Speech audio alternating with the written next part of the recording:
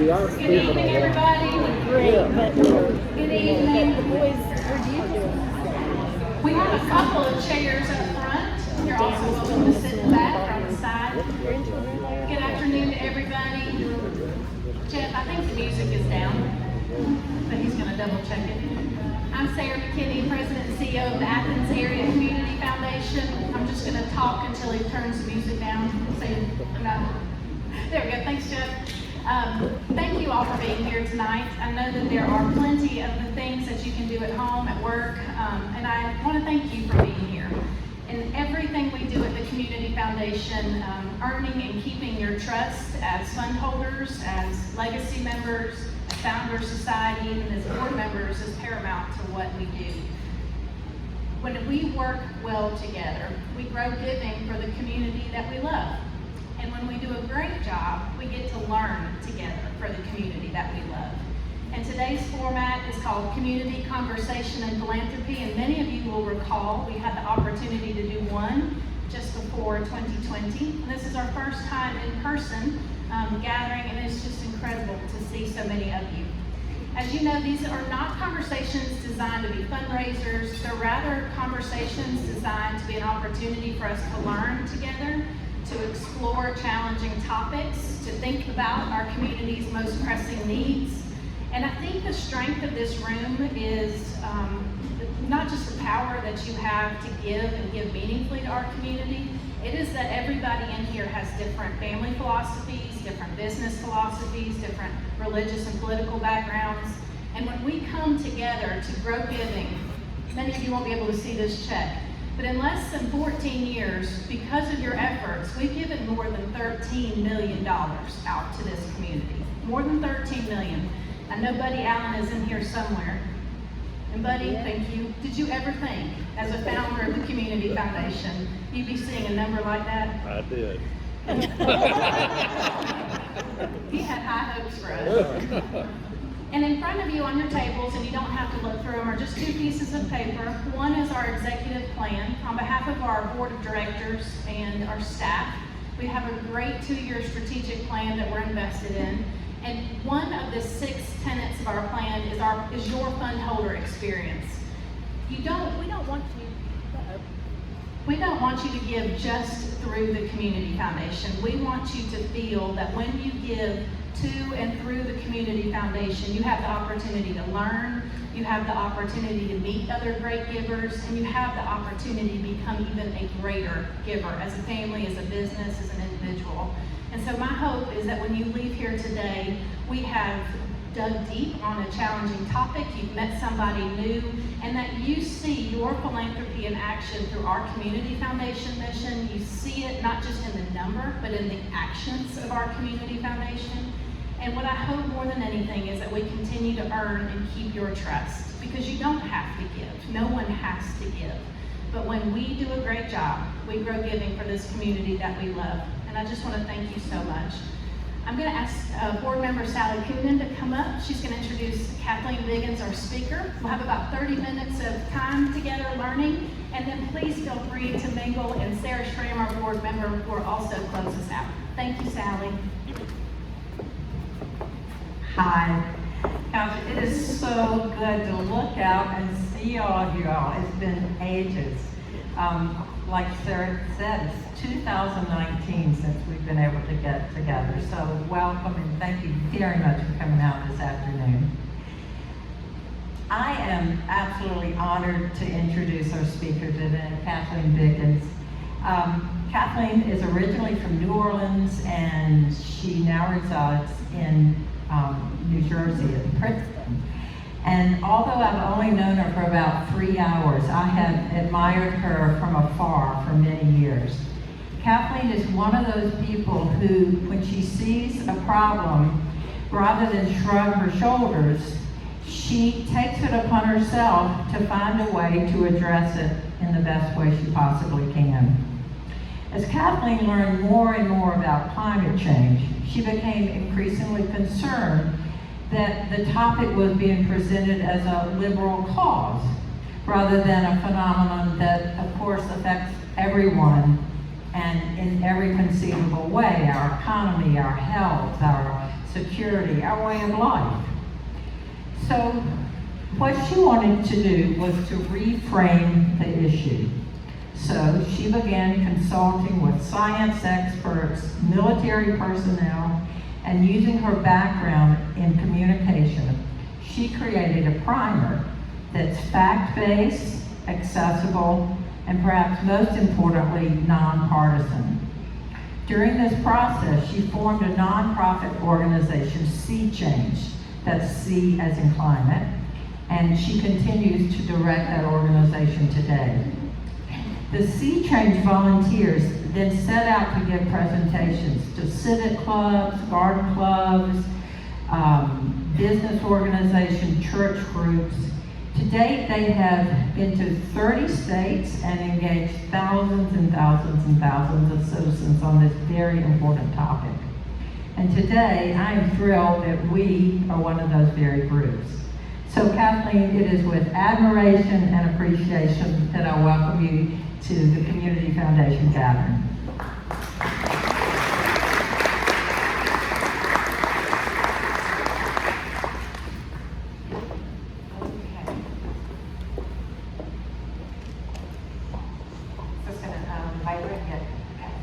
Can you guys hear me with the lavalier on? Yes? Thank you so much, Sally and Sarah. It is such an honor to be here with you today. Can you all hear me in the back? Is it wonderful? Whenever we walk into a room to talk about climate change, we recognize that we really don't walk into a room alone. We say we have 3 800-pound gorillas in the room with us. And the first 800-pound gorilla in the room is the fact that we all know that the climate has always been changing due to natural causes. We've had crocodiles in the Arctic, we've had ice ages, but this time scientists say it's different. That after a period of remarkable stability for the last 10,000 years when our species has flourished, man, through our activities, are triggering a time of instability. And we're doing it when there are 7.5 billion of us on the planet today and close to 10 billion by mid-century. And we can't just pick up our lean-tos and follow the food and water resources as it reacts to a changing climate.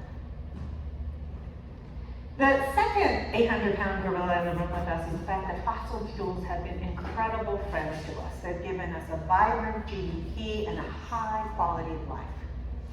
But scientists say if we continue to use them the same way we have in the past, it will begin to do the opposite, actually lower our GDP and lessen our quality of life, especially for our kids and our grandkids. And the third 800-pound in the room with us, 800-pound gorilla in the room with us, is the fact that this is a tough, tough topic to talk about. Perhaps it's been banned from your Thanksgiving table. It was from mine. But it hasn't always been that way. George W. Bush recommended a cap-and-trade approach to climate change when he came into office. There were multiple bipartisan bills introduced every single year of his term. In 2007, Newt Gingrich, the Republican leader, sat next to Nancy Pelosi and did a commercial proposing cap-and-trade to resolve climate change. And in 2008, it was on both parties' platforms for the presidential election.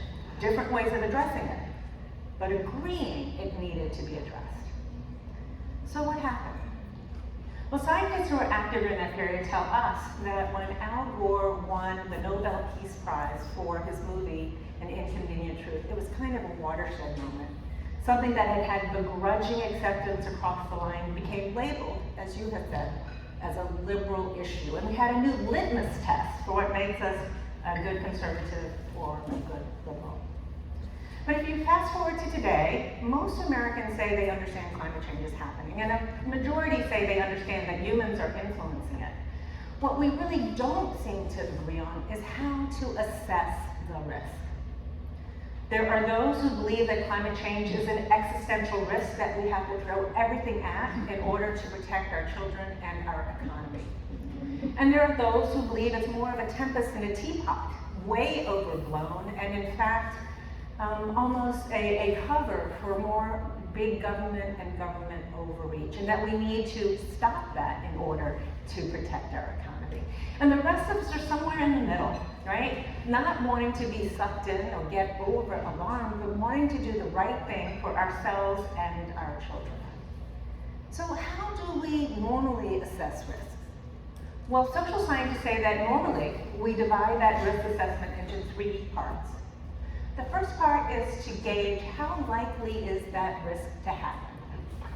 The second is, okay, if it does happen, what are the potential consequences? Are they ones that we can live with if they come to pass? Are they ones we really want to avoid? And the third part of that risk assessment usually is, how difficult or expensive would it be to avoid that risk? Does that sound familiar? Yeah? So let's jump into the first part. How do we know, how likely is it to be happening? And the answer is very likely because we know it is already happening. And the way we know it is already happening is because we understand the basic physics of how greenhouse gases work. And it's non-controversial, and it's been known for over 150 years. But let's jump back to science class together. When the solar radiance comes down, it passes through the Earth's atmosphere and strikes the surface. Much of that energy is absorbed, but much of it also ricochets back out into space. And when it does so, it is at a different wavelength. And this new wavelength is partially captured by a teeny tiny portion of our atmosphere, less than 1%, that is comprised of greenhouse gases, primarily carbon dioxide, methane, water vapor, and nitrous oxide. Without this teeny tiny portion of our atmosphere being comprised of greenhouse gases, we would have a frozen planet. So they play an outsized role in actually monitoring or affecting our climate. But when we add to them, it simply means they capture more of that ricocheted energy and re-radiate it more down to the Earth's surface, heating us up further and adding energy into our climate systems. Another way to think about climate change is as a balance of where the Earth stores carbon. Nature stores carbon in the soils and earth, in the oceans, and in the atmosphere. And if you think of what fossil fuels are, I think it will help inform us on what's going on.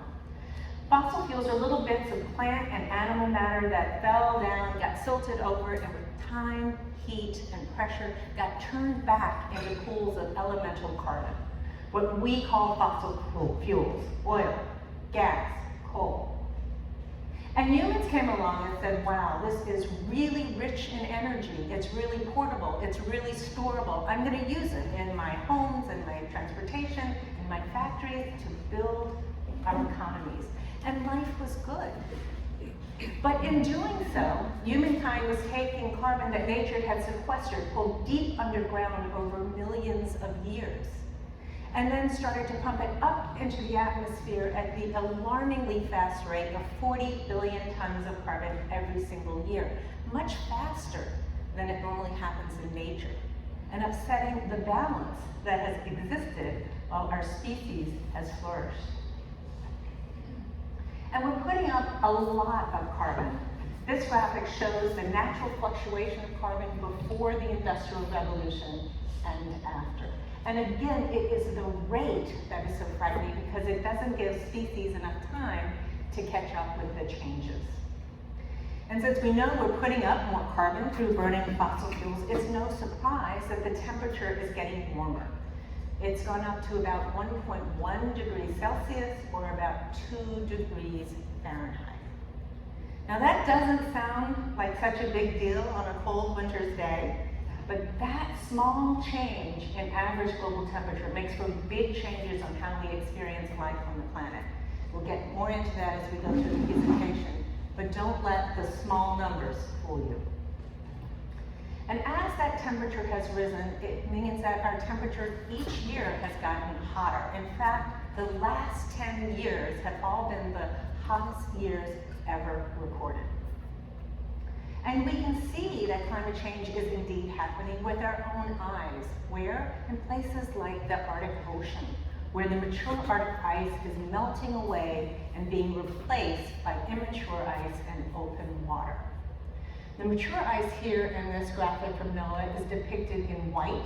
The immature water and open water Immature ice in open water are in light blue and dark blue.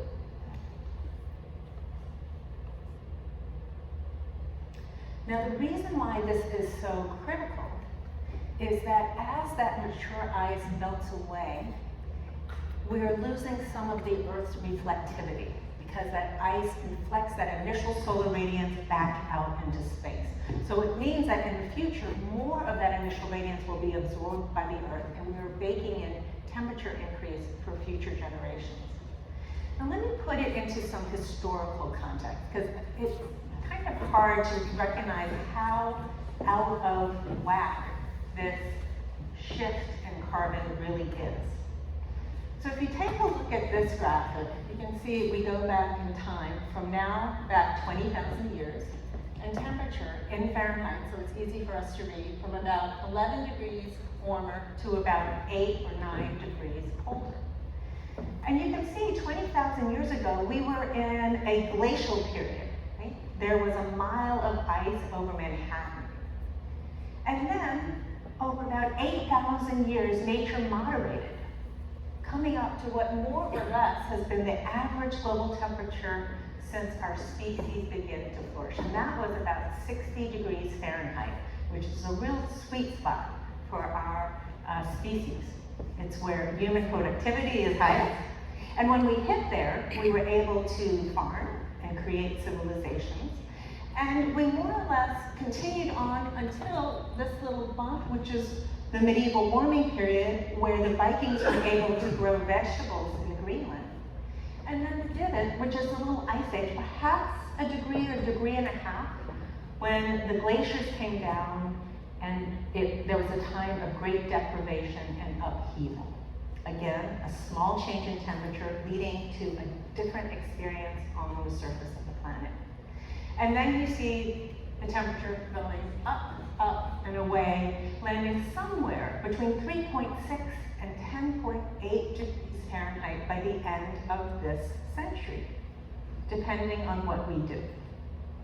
So let's think about that. 8,000 years for nature to change, to come up those 7 degrees.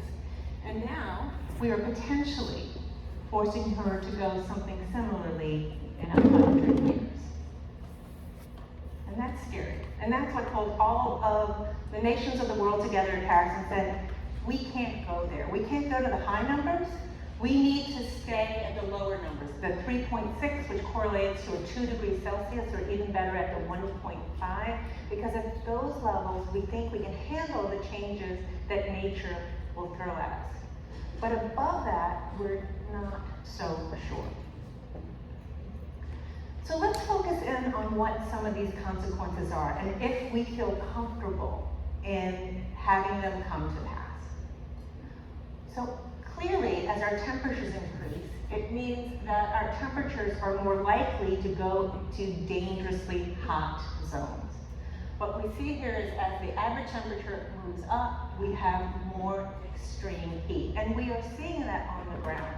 In fact, the average city in the United States today experiences about 6 heat waves, whereas in 1960 we experienced about 2. And our heat waves tend to be hotter, 3 to 5 degrees hotter. And what that means is that in the future, your grandkids will experience a hotter environment right here in the area around Atlanta.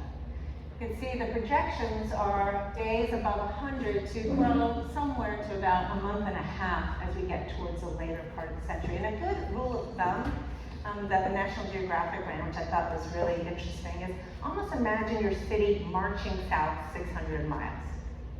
And that's the temperature it will be at the latter part of the century. So New York will have more of a temperature like Virginia Beach, or London more like Barcelona. But heat is only part of the equation, because we all know that it's heat and humidity that is so dangerous. And this graphic, I think, is really sobering, because some of our favorite cities, including my hometown of New Orleans, is projected to have months and months of days where the heat and humidity create a feels-like temperature of 105 degrees.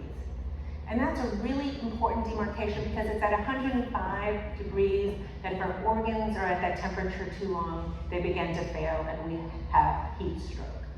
So it means that in those cities, again, Tampa, Orlando, New Orleans, that for many days of the year, people will find it dangerous to be outside.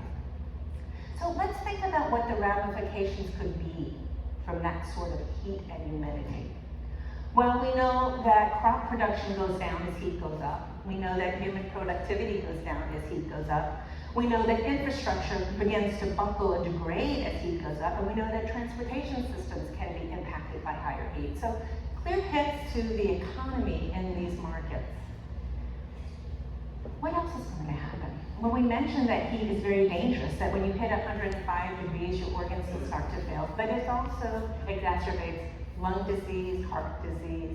It also increases crime. Crime goes up as heat goes up.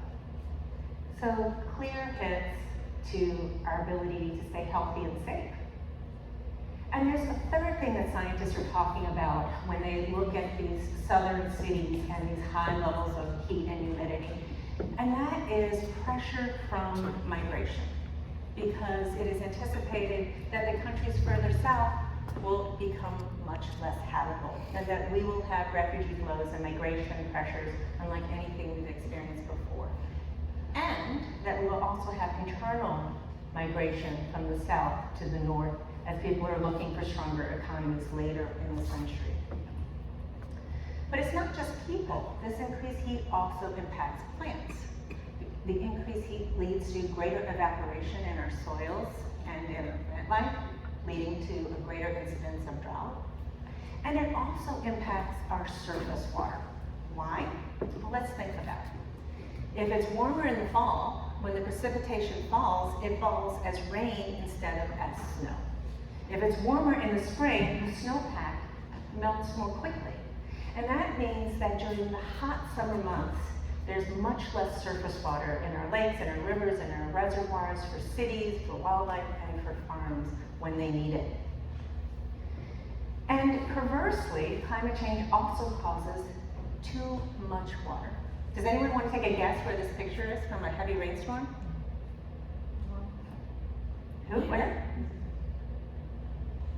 I thought I heard New Orleans. Well, it could be New Orleans, but it's always been that way. It could be almost anywhere because it's happening everywhere. And the reason it's happening is simply physics. When the oceans are warmer, more water evaporates.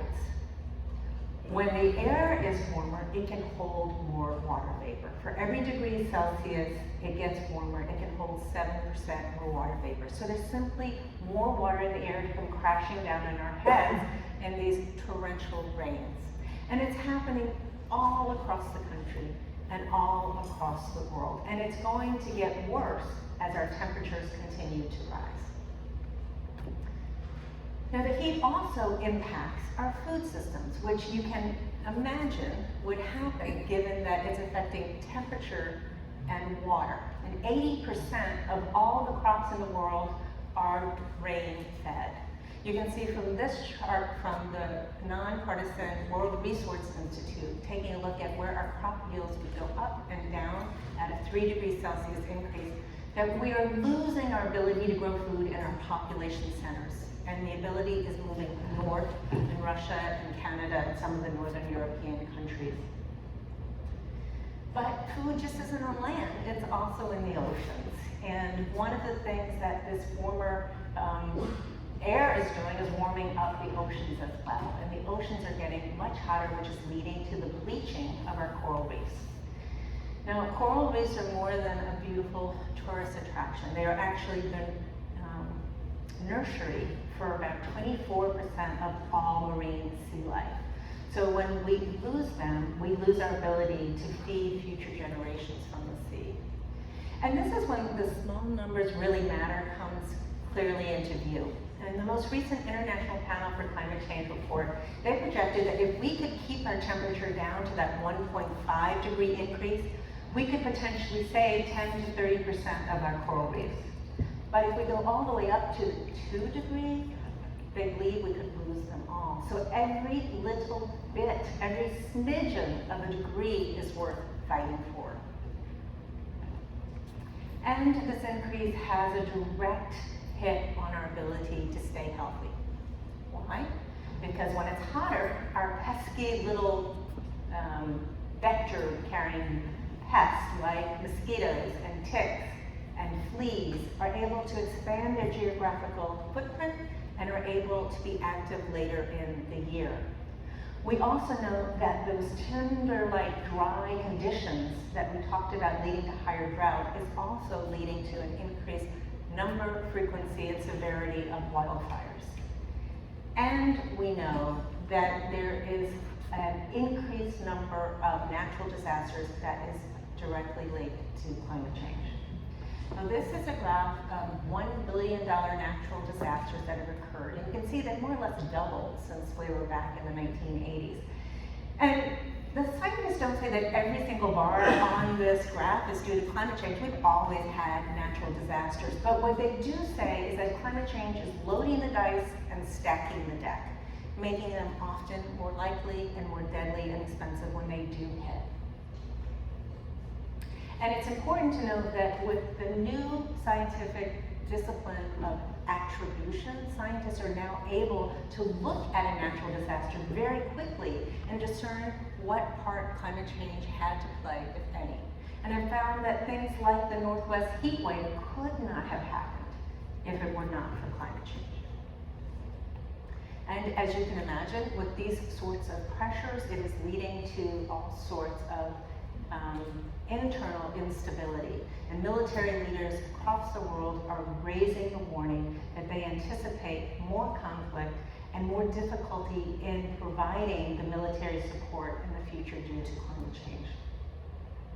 And it's not just the military who's raising the warning. It is also our economic leaders who are looking ahead and seeing that climate change will have a direct impact on our local economies.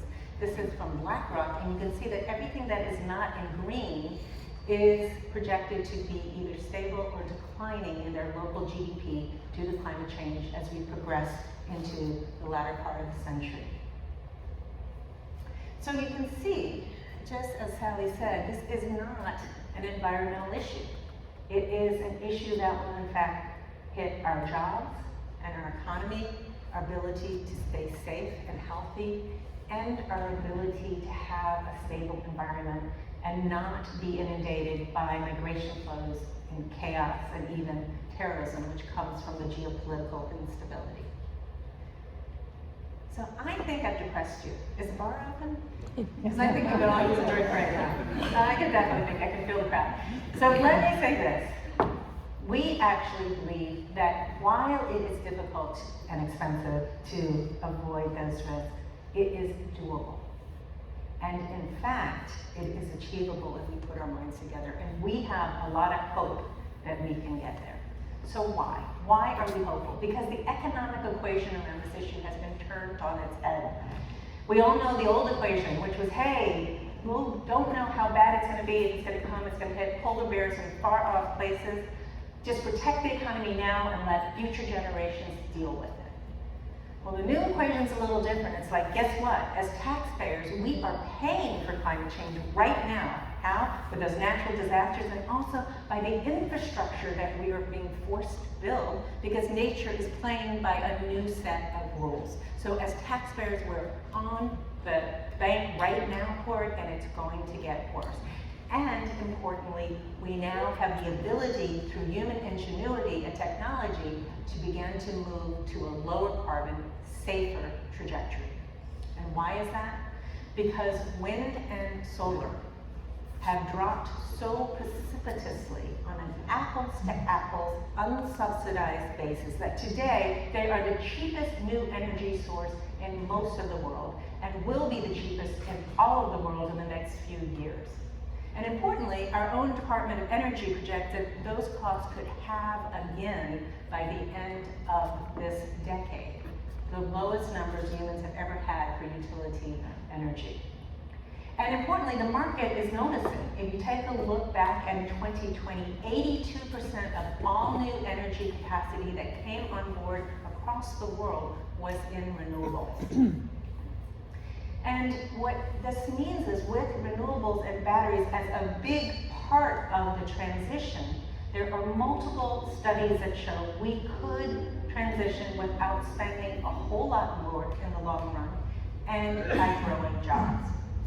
And I want to dwell on this because the most recent report from the National Academies of Science was perhaps the most intriguing one. And what they said is because we spend so much money and energy right now that we could repurpose towards other forms of energy, and while they pointed to wind and solar as being the bedrock, there were multiple ways of going with carbon capture, with nuclear, with biomass and others. So it wasn't just one pathway, but that we could repurpose those energy dollars and we could also save the health dollars that are directly linked to using fossil fuels and grow jobs at the same time. In fact, they project we could grow 1 to 2 million more jobs, and these jobs would be across the country, not just in a few fossil-rich counties. Another reason that we have hope is because other countries are leading. There are over 110 countries have stepped up to the plate, and actually, I'm sorry, it is now 136 countries that have stepped up to the plate, and that represents 90% of global GDP. And I know that China is always behind in everyone's mind as a major concern in this area, and it is true. They are the #1 emitter, putting up almost a third of all global emissions, and they have financed dirty fossil fuel technology around the world.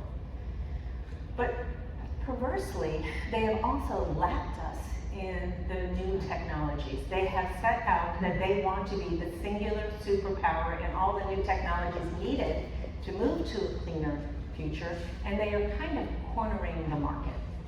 Take a look at this. You can see they've outspent us 2 to 1 over the last decade, and the last year they outspent us even by more. So as concerned as we are about how dirty they are being, we also need to be concerned about how they are at the forefront of all the new technologies where countries are moving. The next reason we have hope is that the financial world is signing on. Whether it is the Chamber of Commerce who has stepped forward and said, we all need to come together and collaborate, and that inaction is no longer an option, or whether it's the Federal Reserve who has pointed out that climate change is a direct impact on our financial stability, or whether it's the investment community. I'm sure we've all been reading about Larry Fink because he was in the news just in the last 2 weeks with his letter to the CEOs calling on companies to make the transition and to become the phoenix versus becoming the dodo, which was quite an articulate line. But just showing that the pressure from investors is forcing a lot of this momentum. And companies are leading the way. For the first time, we're seeing them asking for transparency, asking for some regulation, so that everyone has a level playing field. We also feel that there's hope that we can make this transition because there's so many great new technologies on the horizon. This is one that is incredibly exciting to me. It's a carbon capture plant in Switzerland. It literally acts like a vacuum cleaner that sucks carbon out of the sky and uses it for marketing principles. So it uses it for other products that they can make money off of. This type of plant can suck as much carbon out as 36,000 trees. And the one in Switzerland right now actually sends it to a Coca-Cola factory where it puts fizz into our Coke and our sodas and water. But you can also make almost anything out of the carbon sucked from the air as you can from the earth. You can make plastics and fertilizer and even things like fish food. And one company won a prize for making vodka from carbon emissions. Another thing that's quite exciting is the fact that there's a lot of new modular nuclear on the horizon. It is safer because it is built modularly, so there's not as much room for failure there. Oftentimes it uses sodium instead of water, it uses thorium instead of uranium. It's technology that we pioneered and that the Chinese actually are moving with in the greatest alacrity at this time, but it's nascent and growing here in our country as well. Green hydrogen. Green hydrogen is also so exciting. It's made by clean energy breaking apart water into a hydrogen gas that can be used a lot like natural gas. But also be turned into ammonia, which means it can be stored. And so it's almost like taking green energy, clean energy from the wind and the sun, and being able to store it. And this is a major breakthrough, and it's kind of the new darling with a lot of states and countries chasing to be at the leader, front role in developing it. Another reason that we have hope is because you can never underestimate nature. Nature can really help us, because if we start playing by her rules, by using regenerative practices in our agriculture and our land use, we can absorb as much as 30% of the excess carbon in the air. And we also have hope because we've done it before.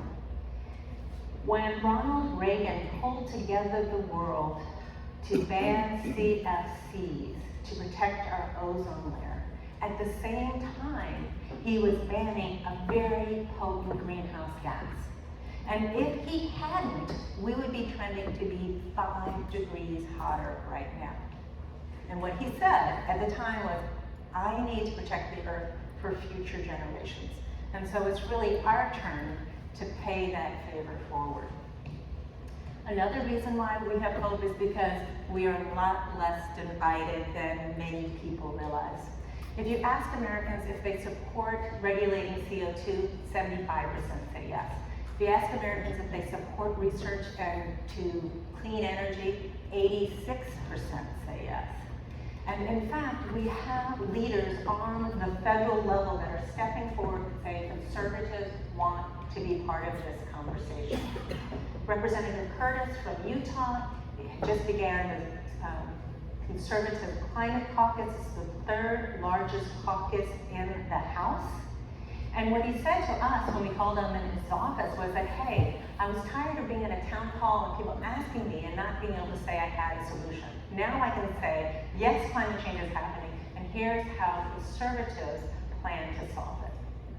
They have a task force plan to come out this summer, and at the same time, Representative McCarthy has a task force on climate and energy that is coming out with proposals expected in June. We hear that there will be a lot of focus on methane, a lot on innovation and breaking down trade barriers, but good, solid solutions to help us get ahead of this problem. But we're in a race, and right now we are losing that race. We are currently on the red path, just under around 3 degrees by our current emissions. If indeed everything at the most recent climate meeting in Glasgow was met, we'd be down slightly under 2 in a much safer place. But we have to build the roadmap to begin to get us there, and we have to work together and collaborate in order to do that. And the end goal, of course, is to get down under that 1.5 degrees where we feel that we will be safer. So what can we do? I think the most important thing we need to realize is that we are all in this together. Just like the U.S. Chamber of Commerce said, we need to cooperate and collaborate. We need to do that. Because not a single person, not a single state, not a single party, not a single nation can address this alone. We also need to understand that new technologies are the answer. We can't play by the old rules because nature isn't playing by the old rules. We need to come up with the new technologies and the new solutions, and we need to invest in doing so. We also need to realize that we have to raise our voices because our policymakers are in a tough place. They need to hear from us that this is something that is important to us. And also we need to raise our voices with companies because they are driving so much of the change. We also need to listen to the scientists, and this is really important because I read all the pundits too. And I know that a lot of them say, hey, it's over-exaggerated, don't go there, don't get sucked in. But what I don't hear from the pundits is about the scientists on the other side of the equation, the ones who are warning us about tipping points from which we would not recover. Like what? Like the thawing of the permafrost up in the Arctic.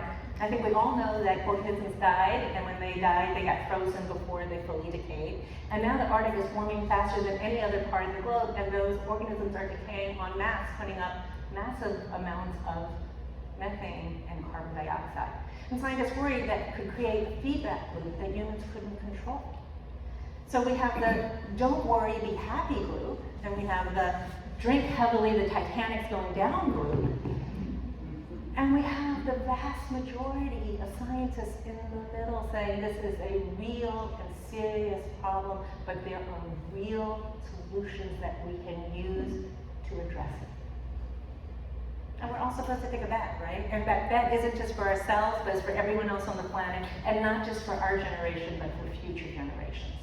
And we have to really think about how a prudent person, how would we want to take that bet?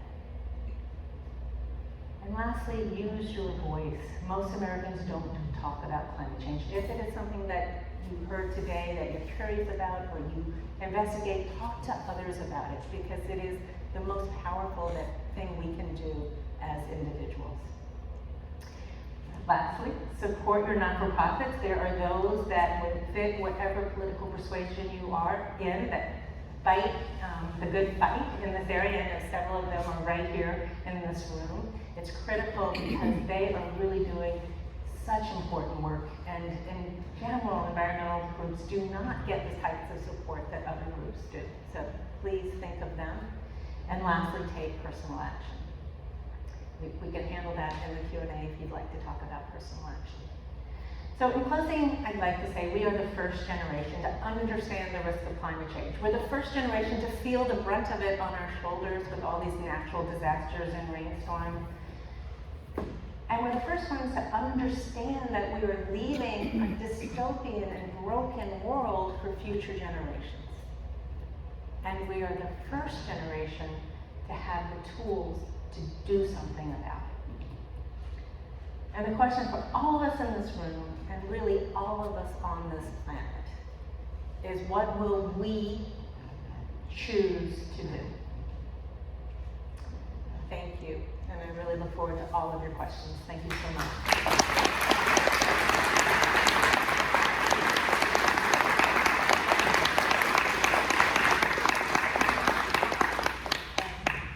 Thank you for hanging with me, guys. This presentation is actually like 55 minutes, so I cut it down for you. So I hope that there are a lot of questions and that we can keep the conversation going, because it is all about conversation. If you do need to reach us, this is our website, and it's a pretty robust website with lots of information about what we do and also about climate change. So, who has a question? Oh, come on. Yes. This is one of the best presentations I've heard on the subject. However, as a 75-year-old cynic, in some respects, is the fact that not too far from here, there are people in the classroom right now telling our children that in fact fossil fuels are not bad. It's happening right now. Obviously being funded by special interests. I won't get into who they are specifically. But the concern that I have is that the fact that you and your colleagues make all of the sense in the world.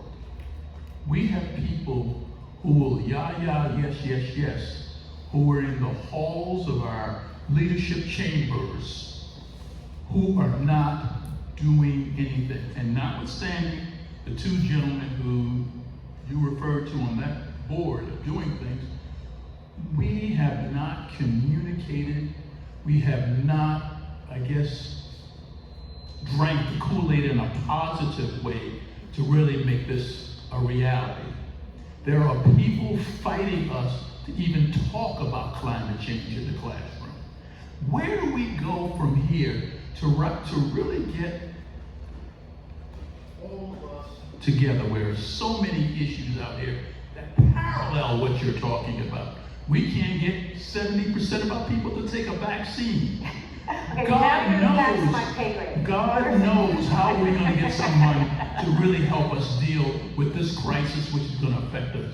Thank you, and thank you for that question. And I understand your frustration, because if you look this in the eye and you feel like we need action, you want it yesterday, not in the far-flung future. I think we have to be cognizant that this got so politicized that it became a litmus test. It became a litmus test of who you are, and it became ingrained into who we are. And it's very hard for a politician to move against that right now. So you are going to hear them talking about weather preparedness spending and resilience spending. And those are words that say that they are going to prepare for the new rules that nature is playing by. They're not using the word climate change perhaps, but that's okay. They don't have to, as long as they are moving in the direction to start preparing the population for what's coming, and that we can begin to decrease our emissions enough that we give future generations a longer roadway to come up with the new solutions. So for me, the fact that at COP26 it was agreed that we need to go for the 1.5 level. It was agreed that coal needs to be phased out, not as fast as you want, but needed to be phased out. The fact that everyone said we have to, we don't know how to get there, but we have to do it, is a win. Is it a win as fast as you would hope? No. And my part about fossil fuels is if carbon capture comes about, fossil fuels will be less bad. They still have other lead and other environmental degradations that are make them less positive than a real clean source of energy. But we don't know all the solutions that are coming. And it's critical that we are cognizant of the fact that fossil fuel jobs are concentrated in like 44 counties. And when in those counties, if that plant closes, those towns are left bereft. And so it's a tough place. And what I hear from our contacts on the Hill is they understand coal is going, but they're like, we don't know how to do it. How do we make the transformation in a way that brings new jobs in biomass or hydrogen or something else? How do we save our communities and our constituents? And I think we have to be very cognizant of that. So to me, when I see stakeholders like the Chamber of Commerce who used to deny climate change left and right now say, hey, inaction is not an option. We have to collaborate. We have to work together. Business has to work with government. Those are very positive movements. So take heart and get a glass of wine. Anybody else? Yeah. Hey Kathleen, I'm Rena Peck. I'm head of Georgia River Network. We work to connect people to rivers. They want to protect them. And I want to hear more about investment, but on the natural capital side, and then 30-30, the fact that nature can absorb so much, like you were talking about with carbon sequestration and forests and peat. But we talk about investing in technology. Could you talk about investments in nature? Yeah, so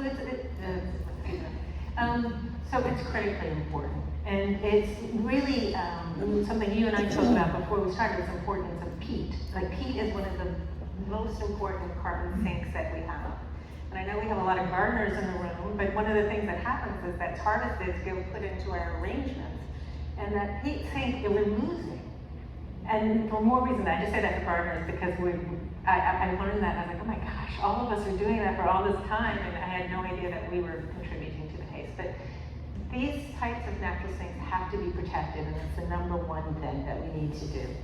The second thing we need to do is take a look at our land use processes and how we are doing forestry, but also agriculture, regenerative agriculture, silvopasture, ways that enable the carbon to be sequestered back into the soil instead of coming up into the atmosphere are critically important, and we're learning a lot on how to do that. Agriculture is a huge area there, but even in methane in cows, we're learning better processes, whether it's putting in seaweed, whether it's, again, herding them like they do in nature, where they're in compact groups, and then they can fertilize the soil at the same time they walk over it versus the way we tend to currently grow them. All of those really help. There's a lot afoot now at the national level to try to engage farmers and pay them for sequestering the carbon in their soil. So it's no longer just telling them you have to spend more money to do this for mankind. It's saying we're asking you for this service and we're going to pay you for this service. And I think that that is a really, it's controversial, but for me I think it's a beneficial way because it's a win-win situation instead of telling someone they should and have to at their own cost. One of the other things that's so critically important are our oceans. Our kelp forests are bigger sinks than our regular forests, and so there's a lot there that we can do to ameliorate that. And also those forests, those kelps, really help keep our shellfish industries and our fisheries more healthy. So it's, again, a win-win. There's so much of this that's a win-win if we're willing to do the upfront investment, because we're going to have to spend more upfront to recoup the savings and the benefits down the way. But if we do, there are benefits not just for climate change, but for our food systems, for our health systems, and honestly for the beauty and joy of being in this world, which I don't know how to put a price tag on. Yes?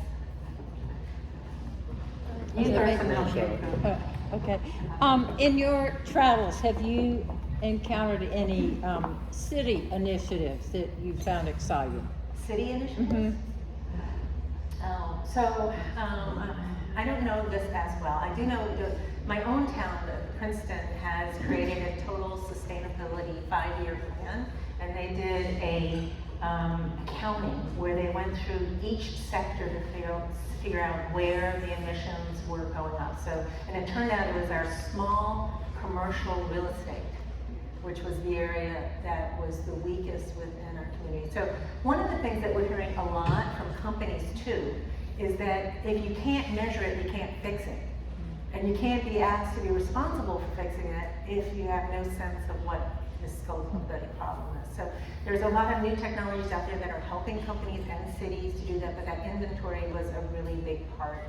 Green infrastructure, to what your part was saying, green infrastructure, tree canopies, helping create the rain gardens to protect our waterways, so when you have these heavy rains, you don't have as much damage. Reconfiguring parking garages so that they can be used as holding tanks for water when there's excess water, and that could be slowly released back out into nature for nature to absorb once the threat is over. Oyster reefs around cities.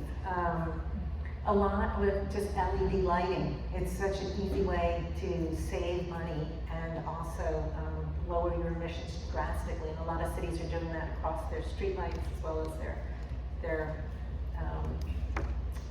traffic lights. I'm watching New York. New York has some really interesting things coming right now. They're kind of at the forefront. They have the new energy plan, and that's statewide, so it's not quite what you were saying, but they're also looking, and this is very controversial, about precluding natural gas appliances in new construction. And natural gas, we all think of it as being so clean, but it's not. It's really methane. And I have a Thermador. I love it. I turn it up. I fry things. I water things. I love it. But the more I've learned about natural gas stoves, I realize I'll never have one again. And they also leak when they're off, and they put up as much methane as something like 500,000 cars if we put them in aggregate. So I'm taking that number out of the hat, but it was something like that. So it's like something as innocuous as that can help. Yes? So to me, one of the problems of getting things done is there's so many, could you tell me, if absent any political problems and unlimited money, what are the 3 most important things that could be done now to help us 100 years from now? I mean, if there was no political if there were no political problems and unlimited money, what could be done with today's technology? Can I have a little more than 3? Sure. Okay, the first thing I think we should do is increase our energy efficiency. We have the ability to do that. It saves money in the long run. It takes that upfront investment. So we should do much more with efficiency to decrease the emissions that we're putting up. The second thing that we need to do is upgrade the grid. The grid is antiquated. It's kind of like the road system was before the highway system, before Eisenhower put in the highways. It's balkanized. It is incredibly vulnerable to natural disasters, as we've seen down in Texas, but also to hackers. It has to be upgraded. So if we upgrade it in a way that enables renewable energy to get to the population centers, it means that we can use renewable energy more quickly now. I would have said batteries, but quite honestly, batteries are coming along really quickly, and their price is coming down as precipitously as we saw in the renewable slide I shared with you. And so I feel like that is gonna happen, so I don't know if the new batteries are needed, so we'd still wanna do the innovation. So I would spend more on innovation. I would definitely upgrade the grid. I'd try to really push efficiency because that is, as I said, the win-win. I would, if I was ruler of the world, I would also fund fusion and green hydrogen. Fusion, because it is the power of the sun has always been out of reach, but we've had so many gains in lasers and magnets and things that it is, according to the National Academies of Sciences and others, within reach if we decide we want to invest in it. And that energy is very flexible. It can be created right in town centers, so you could avoid any kind of long distance wires, and it could fuel manufacturing, it could fuel electricity. So what they say is we need to increase our efficiency, improve and make our grids net zero, which we can do if we make it a better grid and add in more wind and solar, hydro, whatever. And and then electrify everything we can. Electrify our cars, our appliances, everything we can. And then I shout out to nature too, because if we don't stop degrading our natural sinks, then we're putting up more than we're taking out. And so we have to be much more thoughtful of how we develop. Not that we can't still develop, but how we do it. So I got that list. The simplest solution is what's going to sell. So efficiency should, come on, if someone gave you a grant or an X amount of money for a loan to say, change out all your light bulbs and put on a solar panel that looks good, that you don't mind having on your roof, you would do it. Yeah, no, I'm on your side. I'm absolutely on your side. What I'm trying to help you focus on is the message to get everybody to get on the same page. I think 90% of Americans know that there's a problem. They may be a difference about how serious the problem is, but everybody knows there's a problem, but nobody really has put on the table the solutions that will get us moving. Well, I don't know if that's totally fair. Well, the solutions are there, but they're too many. They're not simple for people to the average person to understand. Greater efficiency, fix the grid and make it totally electric as much as you can, totally clean, and electrify everything. 3 things. That's great. But the other point I want to say is people don't understand really what's coming. Yeah. And when you look at those numbers, you say, my grandkids are going to have how many days of 100 degrees and how much less seafood and how are they going to handle with migrations? And you start looking at that world, it wakes you up, but you have to have your eyes open. But it's not that hard if we get to the place where it is a win-win. So I think so much of what we've heard is you have to sacrifice, you have to, eat twigs and live in a cave. I have an electric car. It's the best car I've ever driven. It is fast, it's quiet, it's cheaper to maintain. In a few years, they're going to be cheaper to buy because batteries are so cheap. It is a better ride. And by the way, it doesn't pollute my streets or make anyone cough around me. And it's just a win-win. Solar energy is a win-win. It has some problems. I'm not saying but in general, it's clean. When you turn on your light, you don't know it. It works. It's not a sacrifice. And that's where we need to get to, is people to realize it's not a sacrifice, and in fact, we're doing the right thing for ourselves and future generations to be disruptive, to try something a little different, to spend the money up front. It's not that hard, but we need to come together. We need to stop fighting and looking at the others as bad guys, because we're all in this together. Yeah. I got a quick question. Can you get that through incentives, or do you have to get that through mandated activity? Can you outlaw the combustion engine or make the price of gas $50 a gallon, or can you get that through incentive by encouraging people to put up solar panels? I think you do it both ways. And unfortunately, if we had started a little earlier, we could probably do it just with incentives. I think now we're so late in that race, we probably need some sticks as well as carrots. most economists that I have spoken with do believe that some sort of price of carbon makes sense, because people who are using carbon right now are getting a free lunch. They are putting it up in the air for free, and they aren't paying for the degradation that is happening to the environment and to humans, and we are as taxpayers. So we're paying for them. So they are, I think, clear in saying we need to put a cost to the action and not just leave it for a taxpayer to bear. I think we're going to have some sort of tax on carbon in the next 5 to 10 years. It may be unpalatable from some, but it is a market technique that has the greatest ability to do something very quickly, if we can get it to a point where it is accepted politically. You saw what happened with the yellow vest in France, so it has to be done very carefully. There's talk of having a global carbon tax, which would be kind of interesting. If your country didn't participate, then you could be punished in trade for that. But the world is moving in that direction, and it should, because that cost is being borne by someone, and that someone is you and me. And that someone should be the user and benefactor of the process that puts it up. So I guess my answer to you is we can do a lot with incentives, but we also, I think, need some carrots and sticks. Right? Sticks, not just carrots. Anybody else? We can totally do questions from the floor, but Yes. we promise. Please The give lady her a in round of charge. applause.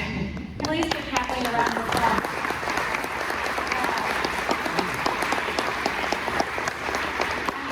I made you sit down from the wine, but I always promise a hard stop. But we have this room until 6:30, and so please stick around and ask questions from the floor, and Sarah Strand will wrap us up.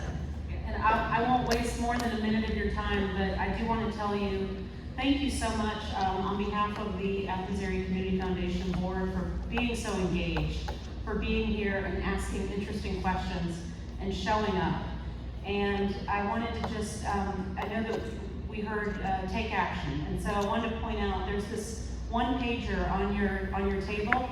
And if you look back real quickly at the welcome sign, I'm going to put Ola on the spot. Ola Hamed is one of our fine young scholars. Thank you, Ola. She put this together, and it is just an example of if you go to the bottom of the first page, there's a local organization, the Oconee River Land Trust, who I have been working with. Our family has put our property in a conservation easement. In fact, I think we're going to have a walk there in March or April, so I'll be sure to tell Sarah to circulate it. But they do wonderful things. And then we heard from Rena about a state organization, the Georgia River Network, that's working on all of our rivers here in Georgia. And then a global organization, and this is actually near and dear to my heart because I'm a scuba diver, and so we love Bonaire in Honduras. And you can read all about Bonaire has been protecting the reef since 1979. They have a national marine park, and it makes a big difference. And they're working to restore reefs. Even they've had problems as well. So anyway, thank you, Ola, for putting together this. I think it's a good. It's not the be-all, end-all. It's one project, but I think it gives you some ideas of how to jump in and have some of these conversations in a productive way. Invite a friend to go walk on the North Oconee River with the Oconee River Land Trust. That's a non-controversial way to try and get someone to fall in love with taking care of our rivers. So that's one point I wanted to make real quickly. And then also in the taking action step, when you walk out by the welcome desk and say hello to Ola, give her your plastic name badge. We'll reuse those. And you can trade it in for a t-shirt. And I know we don't need throwaway things, but I have this t-shirt. It's the best t-shirt for gardening.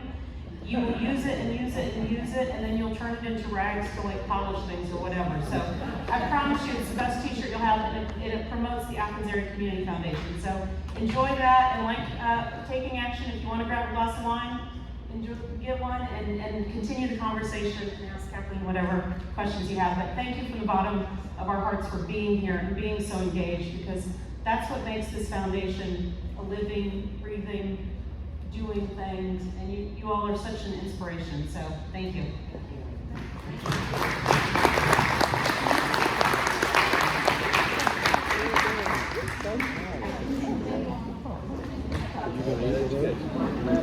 I'm making a socializing. I hosted like 3 parties with them. I mean, like kids and somebody's birthday and all this stuff. But they were like, come eat with us, and I'm like, I just really do that. I mean, and I love eating with them, but I really don't. I mean, I'll talk to you, but I don't really want to talk to them. Which they would be cool with me just sitting there quiet. I mean, but they said, I was just like, oh my God. I know. That's what I